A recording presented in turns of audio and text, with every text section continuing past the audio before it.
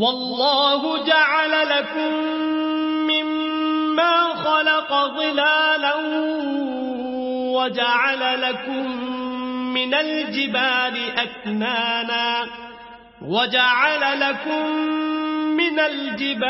أكنانا وجعل لكم سرابيل تقيكم الحر وسرابيل تقيكم بأسكم كذلك يتم نعمته عليكم لعلكم تسلمون.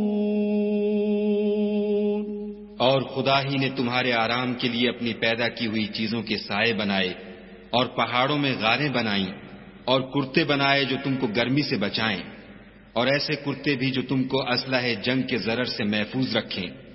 اسی طرح خدا اپنا احسان تم پر پورا کرتا ہے تاکہ تم فرما بردار بنو.